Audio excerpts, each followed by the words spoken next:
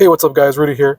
I wanted to go over a conversation that Jesse had with one of the people in his audience in his last Sunday service this past Sunday. It's very, very, very, very interesting, and I'm gonna let it play out for itself, and I'll interrupt when I feel I need to say something. Because But how do you? part of listening to you, one thing, because my parents did separate and divorce very young, I have realized that my mother did keep him from me, and so I forgave him, and having realized that, the process to forgiving her is therefore much more difficult. So sometimes you pick the wrong person to be mad at your whole life, and then Yeah. you realize it was opposite. Are you able to find your father? You know, your father still living? No, he's dead too. Your father's dead? Yeah. Oh, okay. Amazing. The young lady in the brown want to tell you how to forgive your mother now that she's dead. You shouldn't have asked me to explain that. I'm sorry? I don't know that you should have asked me to explain that because this week I was dealing with this exact same thing. I actually went to my mother's grave this week to do it, to actually physically do it. And about 2 days later, I was able to reveal to myself I didn't want to. I didn't want to forgive her. I wanted to, like she said, I still wanted the pain. I still wanted to hold it against her, even though she has a different fate than even me. You know, her fate is even worse than mine is. So it's interesting that you asked that because I realized that I loved my hell. I loved the prison that I put myself in. Without getting emotional, I really worked Don't worry on myself. about getting emotional. Let Well, it out. I worked on myself this week. I forgot that this was the question about morals and values because I was so absorbed by the homework, which was, you know, your hero. You know, so I spent the week paying attention to that, and I think I really got to deal with the fact that I love my hell. You know what I mean? I love it. I love the pain. I love being in misery. I love telling the story, even if it's in my own mind. Yeah. You know, I love being this version of myself that's like old and wasting away and nothing is new because I'm just holding. You know, y'all, this is the thing I've said. The one thing I've been saying for a while on my channel is that people love their hell, and this lady is being so honest with everyone right now, and possibly the only person in Jesse's audience that I've ever heard be this honest besides Jesse himself. Because every single one of you should know how this lady feels when she says that she enjoys the story that she keeps telling herself. And that's that victim mentality.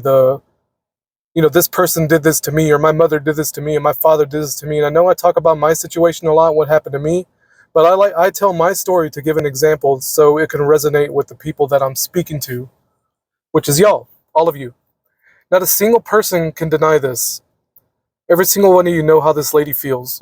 On to everything. So, anyways, long story short, I'm probably not the best person to answer for her. And so when you went out to the grave site, you got there, you walked over to the grave, and did what? I sat there and I really was waiting for something. I don't know why there's a portion or a version of myself that's always waiting for something good to happen to me and waiting for it to have this perfect moment. I'm always looking for something to just make more sense than what's right in front of me. I'm always looking for something, some sign somewhere, instead of just dealing with what's in front of me. Is that I'm looking at, you know, a woman that didn't live a very long life, you know, and she made some mistakes. I mean, she didn't even get an opportunity to make them better. She passed away when she was 33. Wow. That was really, really young. Yeah. And I still won't forgive, I still didn't want to forgive her, because my pain was my pain and I feel like she owed me. I wanted to get back at her. And then you start going down this road and you start realizing just how evil that is. So, anyways. And so you love your hell. You don't want to live a pain-free life. In some ways, yeah. Because just like it was when I first got here, I thought to myself, if I don't have the pain, I've been telling this story for so long. It's how I get into certain rooms and what I have to talk about when I get in there. And, I'm just so comfortable with navigating this space with it that I don't know what I would be without it. This woman, oh my God, this lady, y'all have no clue. If y'all don't resonate with this, there's nothing's gonna get to you. Like there's nothing else I can say to y'all that'll resonate with you to get you to understand that you're going through the exact same thing. I started laughing because I know how she feels. I know exactly how she feels. So eager to tell the story, so eager to tell my story to complete strangers just to get a thrill, just to get a little bit of sympathy, like a total addiction to the trauma. My God, this lady is just like examining herself. Like she's come so far. I remember when she first joined his congregation about a couple months ago, and it's like she was a hot mess. You think she's a mess now? She was a mess, like a hot mess back then. She's done so much growing. It's unbelievable. And it's like she's the only one in his audience that has been doing this level of digging, like digging and digging and digging. It's like she's starting to understand. Like she understands more than anybody else I've listened to, besides Jesse himself. And I'm putting her business out there. Well, she put her own business out there, but I'm putting her business out there because these are the things that you need to hear. It's not just me. I'm not making this shit up. A lot of y'all thinking I'm just projecting this nonsense. I'm really not. This is real. This is the realest thing you'll ever come across. You want to talk about conspiracies? You want to talk about matrices and coincidences and synchronicities? Dude, it, it's nothing, absolutely nothing compared to this, what's happening right now before your eyes. You can and deny it all you want. You're going to keep denying it. You want to talk about repentance? And what are you with it? Protected. I have this space between me and failure. I can always say, well, this happened to me. You know, I always have something safe to fall back on. But Something. you're not falling back on anything safe. Everything you fall back on is miserable. Yeah. Yep. I'm sorry? I agree. And you But I call didn't misery safe? But I didn't, I appreciate that you say that we have to really continue to work on ourselves Yeah. because we really don't know what's going to come up. Yeah. We really don't Yep. know what's in the Unbelievable. abysses So of true. ourselves. Yeah. And Yes. I'm learning that, you know. She's the a- only a month, dude. Y'all have no clue. I'm just repeating myself, but I gotta re-emphasize this. She's the only person I've ever heard talk about this besides myself. a month ago, a year ago, I didn't even think these thoughts. I didn't even Exactly. and I don't even know that they're thoughts. And you can't. This is the thing. You can't take it back. I had my little awakening, or whatever the hell you want to call it, about 5 years ago, and it's gone. Like I'm gone, dude. I can't go back. I can't unsee what I see now.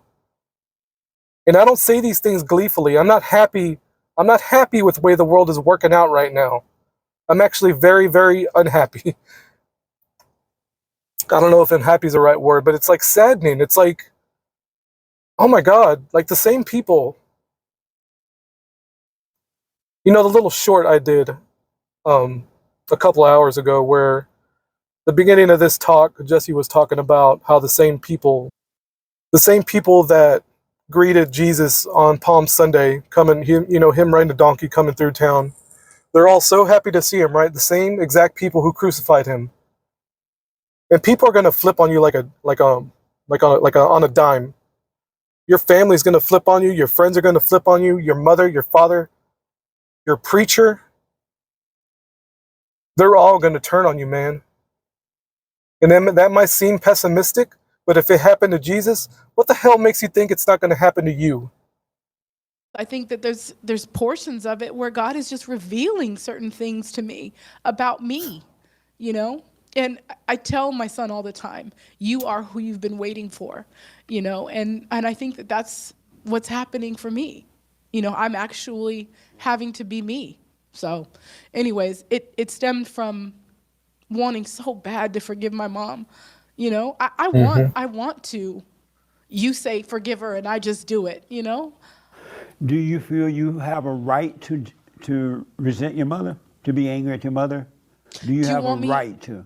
I could lie and say no. I think if I said no in this moment, I would be lying. Yeah. I do. I think, and I know I'm exactly how wrong, she but feels. I feel like my mom was the worst of the worst. I don't think that there was any worse than her. Everybody think their mother was the worst. I Ooh. definitely do. Yep. Everybody think that. Everybody, man.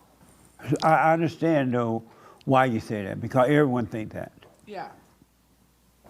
Like I said, there's a portion of me that always wants to come here and just be like saved and better, you know? I'm always trying to come in here. I even said to myself, first of all, I wasn't going to come. Second of all, I'm not going to say anything,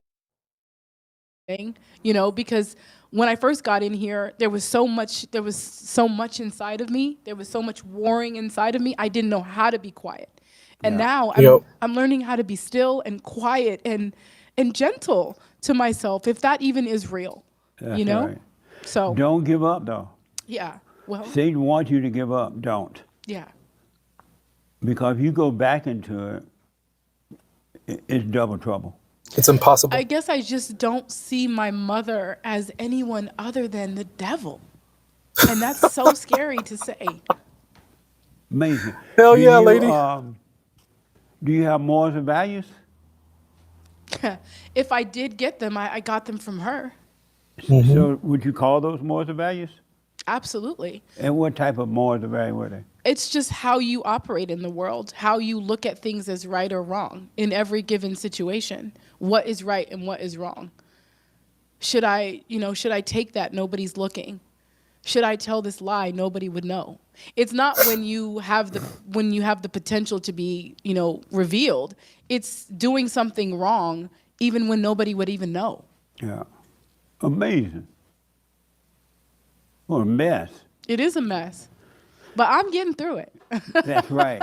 Stay with it. Go all the way through hell. Yes, sir. Absolutely. This young man want to respond to what he just heard. Anyway, I think that's it, guys. I'm still speechless. I played it this morning for myself while I was listening to the church service, and man, I was like flabbergasted, like taken aback by the things that this lady said. This isn't the first time that this lady has gone on a rant like this, where she's just introspecting and she's just like horrified at the things she sees. It's like that's like Carl Jung's shadow. It's like you're just contending with that shadow side of yours that was given to you by your parents, given to you by your teachers, given to you by everybody in your life that you grew up with. And that's real, dude. That's the number one. That supersedes everything. Everything. It supersedes this synchronicity bullshit, this Mandela effect crap. You want to talk about the esoteric? This is it, dude. I don't want to hear nothing about isometrics. I don't hear nothing about synchronicities. This is it. This is it. I could just stop talking about the Mandela effects and all that, and the cat fractal and the blah, blah, blah. No, this is it. But I'm not going to stop talking about that because it's fun. It's fun. We're having fun, guys. And I don't know, like, some of y'all may be feeling that I'm shaming my audience. And there's a certain degree, and I've said it before and I'll say it again, and I don't really care how upset it makes a person, there's going to be a degree of shame and gaslighting. Because that's what it's going to take to get through grown-ass people, grown-ass adults who've been traumatized by everything in their life, and they don't even realize it. It's a gaslight, dude. What about it? And? Deal with it or don't. You have a nice day.